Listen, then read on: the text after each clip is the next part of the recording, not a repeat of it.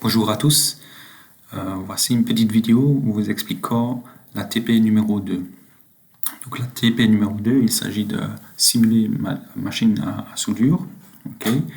Donc la machine à soudure, qu'est-ce qu'on y retrouve? Justement, on retrouve ici trois lettres.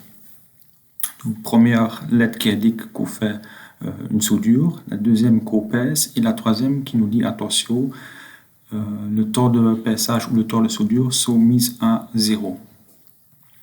Pour fixer le temps de pèsage et le temps de soudure, vous avez ici deux boutons rotatifs qui vont de 0 à 10, donc de 0 à 10 secondes. Et donc, lorsque je démarre mon programme et que les deux boutons rotatifs sont mis à 0, si j'appuie sur le bouton démarrer, il ne se passe rien, puisque la lettre attention ici est allumée, qui indique que justement attention, il y a un problème avec les temps.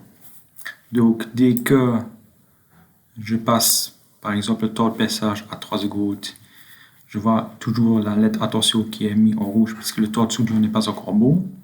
Je passe le temps de soudure par exemple à 5 secondes.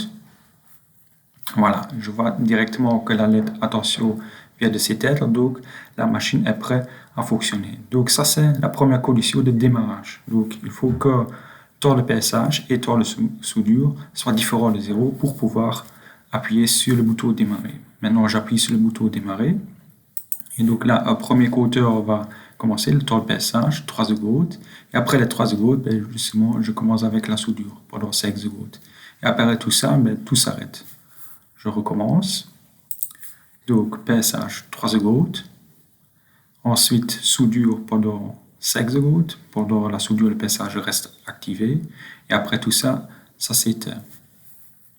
Maintenant, il reste encore le bouton reset. Donc, à n'importe quel moment, lorsque la machine est en train de fonctionner, je peux arrêter le process.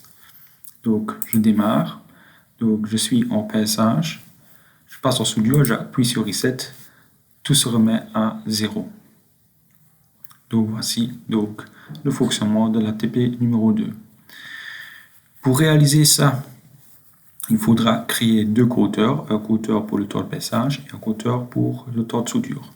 Pour ça, je vous ai mis un exemple de VI qui vous montre un compteur qui est activé par un bouton pouce noir.